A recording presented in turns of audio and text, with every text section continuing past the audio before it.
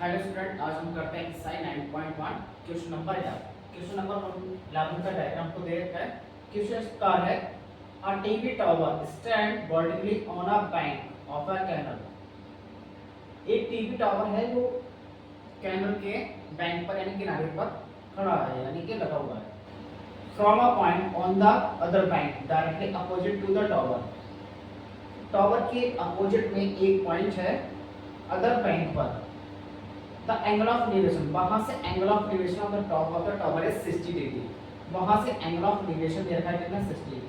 From another point 20 metre away, और उस point से 20 मीटर दूरी पर। This point on the line joining this point to the foot of the tower.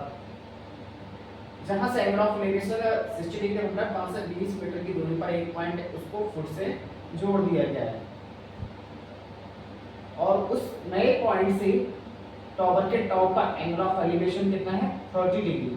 Find the height of the tower, tower की height बतानी है, and width of the canal, और canal की विड्थ। तो देखिए डायग्राम से समझ लेते हैं। डायग्राम बुक में दे रखा है। ए बी तुम्हारा टावर है और बी से लेकर के सी तक जो कैनल है उसकी एक बैंक ये है, दूसरा बैंक ये है, यानी कि जो कैनल है उसकी विड्थ कितनी है, BC है। और सी पॉइंट से टावर के टॉप का एंगल ऑफ एलिवेशन 60 है, और इससे 20 मीटर की दूरी पर एक पॉइंट और है, वहां से टॉप का एंगल ऑफ एलिवेशन 30 डिग्री दे रखा है। तो हमें इस टावर की हाइट यानी AB बतानी है। AB क्या है, टावर, इसकी हाइट बतानी है, और जो BC है विड्थ, ये बतानी है कैनल की विड्थ। तो हम ट्रायंगल ABC यूज कर लेते हैं। In triangle ABC P upon B use कर लेते हैं। ना तो हमारे पास परपेंडिकुलर है ना ही बेस है, हाइपोटेनस, तो tan थीटा का यूज कर लेते हैं। तो tan थीटा को हम क्या लिखेंगे, P अपॉन B। थीटा की वैल्यू 60, tan 60, परपेंडिकुलर AB और ये BC। ओके, BC तो BC और AB भी परपेंडिकुलर। tan 60 की value √3 into AB upon BC। इसके लिए जो 1 ऐड करके क्रॉस मल्टीप्लाई कर लेते हैं। तो BC के मल्टीप्लाई √3 से होगी तो क्या होगा, √3 BC, और AB की मल्टीप्लाई 1 से तो AB। AB की वैल्यू आ गई √3 BC। इसको ले लेते हैं इक्वेशन फर्स्ट। अब बराबर ट्रायंगल यूज करते हैं, triangle ABD। And triangle ABD, इस पे भी हम tan थीटा का यूज कर लेते हैं। tan थीटा इक्वल टू क्या होता है, P upon B। Perpendicular AB और बेस पूरा होगा B से लेकर के D तक, यानी BD। और थीटा कितना हो गया, 30। tan 30 की वैल्यू क्या होती है, 1 अपॉन √3। AB की वैल्यू किस फर्स्ट से पुट करिए, क्या है, √3 BC। और ये जो BD है, BD को हम क्या लिख सकते हैं, BC प्लस CD ले सकते हैं। BC plus CD 1 upon √3 BC। BC की तो वैल्यू में फाइंड ही करनी है, और CD की वैल्यू कितनी दे रखी है, 20 मीटर। तो उसकी प्लेस पर क्या आ जाएगा, 20। अब क्रॉस मल्टीप्लाई करिए, इस टर्म की मल्टीप्लाई 1 से होगी तो ये एडजस्ट आ जाएगी, BC प्लस 20। इस टर्म की मल्टीप्लाई इससे करिए √3 इंटू √3 और BC क्या हो गया, BC प्लस 20। √3 के मल्टीप्लाई √3 से करेंगे तो क्या हो जाएगा, 3 BC। इस 20 के टर्म में ट्रांसपोज कर दीजिए, 3 BC। इधर जाएगा तो ये माइनस हो जाएगा, BC 20, 3 BC minus BC 2 BC। 2 multiply से डिवाइड में सेंड कर दिए, 20 अपॉन 2 BC। 2 से इसको कट करेंगे तो क्या है, 10। तो BC की वैल्यू तो क्या आ गई, 10 मीटर। एक आंसर आ गया ना, कैनल की विड्थ आ गई। और क्या रह गया, हमें AB और फाइंड करना है, टावर की हाइट, और जो AB है वो किसके इक्वल है, √3 BC के इक्वल है। तो इस इक्वेशन फर्स्ट में BC की वैल्यू पुट कर देंगे तो टावर की हाइट भी आ जाएगी हमारी। टावर की हाइट क्या है, AB इक्वल टू √3 BC, और BC की वैल्यू क्या है, 10। तो BC के प्लेस पर 10 होते हैं, √3 इंटू 10, AB इक्वल टू क्या आ गया 10√3 मीटर। और क्वेश्चन में √3 की वैल्यू दी नहीं है, गिवन नहीं है। अगर वैल्यू गिवन होती तो हम √3 की वैल्यू पुट करते और आगे सॉल्व करते थे। Next question number 12। Question number 12 इस प्रकार है, from the top of a 7 metre high building the angle of elevation of the top of a cable tower is 60 degree and the angle of depression of its foot is 45 degree. Determine the height of the tower. इस क्वेश्चन के अंदर एक building है और एक tower है। Height building छोटी है और टावर ज्यादा ऊंची है। ओके, तो बिल्डिंग के टॉप से एंगल ऑफ एलिवेशन दे रखा है टावर के टॉप का, कितना दे रखा है 60 डिग्री, और टावर के फुट का एंगल ऑफ डेप्रेशन कितना गिवन है 45 डिग्री। हाइट ऑफ टावर हमें फाइंड करनी है और बिल्डिंग की हाइट दे रखी है 7 मीटर। तो इस तरह से डायग्राम बना लेते हैं। जैसे ग्राउंड लेवल हो गया, ये मान लेते हैं क्या है टावर है, और इधर ही हमारी बिल्डिंग नेम दे देते हैं A B C और D। यहाँ से एंगल ऑफ, यहाँ से ये हमारी क्या है बिल्डिंग है, यानी जैसे CD तो क्या है बिल्डिंग है 7 मीटर, और AB क्या है टावर है, इसकी हाइट हमें बतानी है। तो इस बिल्डिंग के टॉप से इस टावर के टॉप का एंगल ऑफ एलिवेशन गिवन है हमको हाउ मच 60 डिग्री। तो यहाँ से इसको देखना है, तो एंगल ऑफ बनाना है तो उसकी हॉरिजॉन्टल लाइन ये होगी, तो हॉरिजॉन्टल लाइन यहाँ से ड्रॉ कर लेंगे। ये एंगल कितना गिवन है 60 डिग्री। ओके, और आगे लिखा है angle of depression of its foot, और इसी पॉइंट से यानी कि बिल्डिंग के टॉप से टावर के फुट का एंगल ऑफ डेप्रेशन कितना गिवन है 45 डिग्री। ओके, इस पॉइंट को बना देते हैं E। यहाँ पे एंगल क्या होगा 90 और यहाँ भी क्या होगा 90। तो यानी हमें AB की लाइन बतानी है,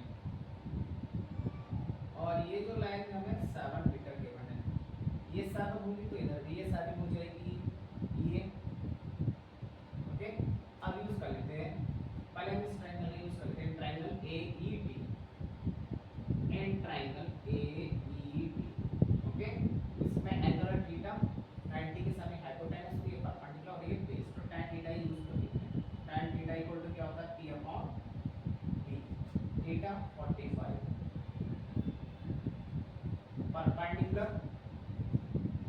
परपेंडिकुलर क्या है EA यानी 7, और बेस ED पता है कि ED लिख देते हैं। tan 45 की value 1, 7/ED upon 1, ED multiply 1 से तो ED equal to 7 metre. ED की वैल्यू क्या आ गई 7 मीटर आ गई। ओके, अब हम इस ट्रायंगल यूज कर रहे हैं triangle BED, in triangle BED इस पर tan थीटा यूज करो, tan थीटा, तो इसमें परपेंडिकुलर क्या होगा थीटा तो हो गया 60, tan 60, परपेंडिकुलर BE और बेस हो गया ED की वैल्यू कितनी आएगी हमारी 7, बेस क्या होगा इसमें 80, तो वो आ गया 7 यहाँ से। ठीक है, यहाँ से पुट कर देंगे, tan 60 की वैल्यू होती है √3, इसमें हम B की वैल्यू फाइंड कर लेंगे, इसके नीचे 1 ऐड करिए क्रॉस मल्टीप्लाई करो, 7 की मल्टीप्लाई √3 से और 1 की मल्टीप्लाई B से कर दो PB। हमें फाइंड क्या करना है AB, और ये जो AB किस साइड मिलके बनी है वो मिलके बनी है AE प्लस BE। AB की वैल्यू क्या है 7 और BE की वैल्यू है 7, तो इन दोनों में 7 कॉमन हो गया, 7 कॉमन लेंगे तो यहाँ से क्या रह जाएगा 1, यहाँ से 7 कॉमन लेंगे तो क्या आएगा √3, तो आंसर क्या आ गया 7 1 प्लस √3 मीटर। ये आ गई हमारी टावर की height.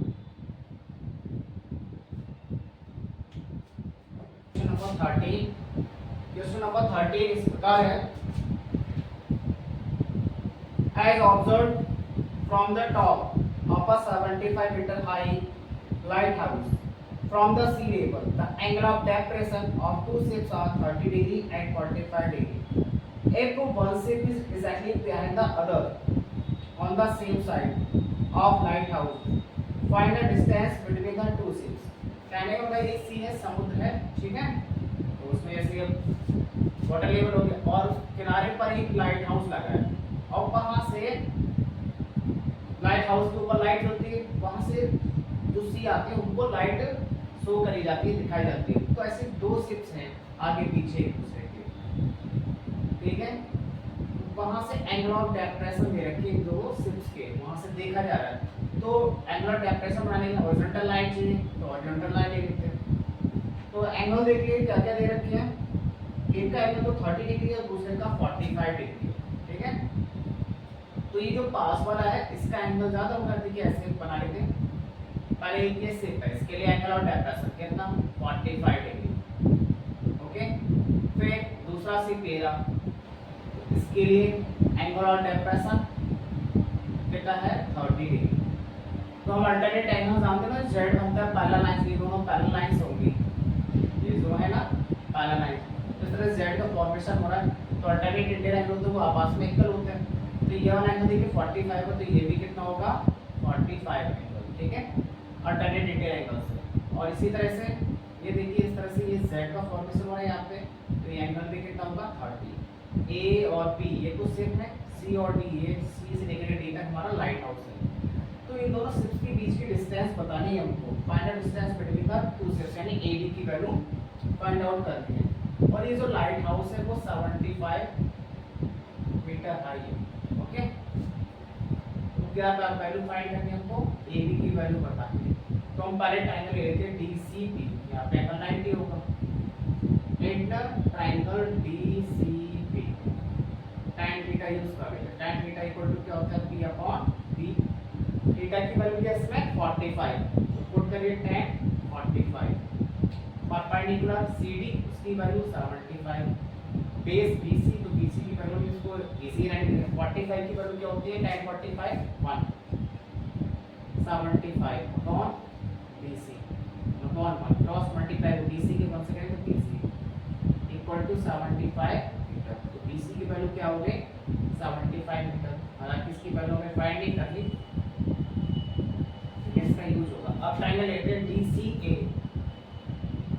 In triangle DCA, okay, इसमें भी tan थीटा की उसमें थीटा इसमें 30 रहेगा, tan theta equal to p upon b, theta की वैल्यू 30, परपेंडिकुलर CD की वैल्यू 75, बेस होगा a से लेकर के c तक, यानी CA या AC, ओके।